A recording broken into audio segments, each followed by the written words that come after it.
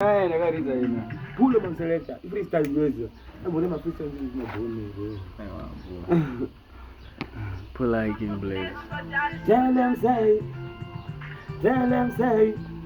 I tell them man to the listen this to the freestyle. Ndijimanya shima ngoma ndiri versatile. Ndakatikirira tazapa yasema teu. Asome say ngoma bongere ne makemikau. Batawurire pando kanda lirikau. Ndisingatipe wetita kabesi. Taroka ngoma katine success. Awuze kuti panda buruka ne taxi. Nakakushanda katwe kupanda keshi. Awuze ngoma andina mesi. Niri kusiya mataka vane stress.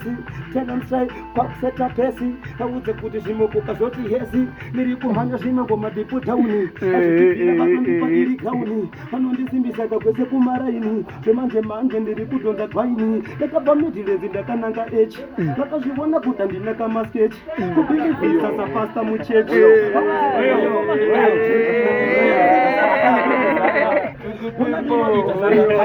ndikufikisa kapatane muzaya matsaka kwangu ndinobata ndechidhaya chiisa mupani ndobva kandafraya vaudze kuti nengoma andinalaya ndiririmwe ndato uye riri playa vaudze kuti nengoma kandakateya inini ngachipere chibvunza pere nekuti ngoma vamhanya pamuzerere vachitedza kavhanika derere vanika trakeeka john tere ndikatefonza kunyango adireni ndavhanika mapaini vaudze kuti ndiri mupapulaini noti offline kandiri online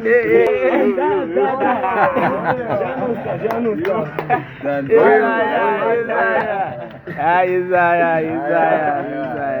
Arroa.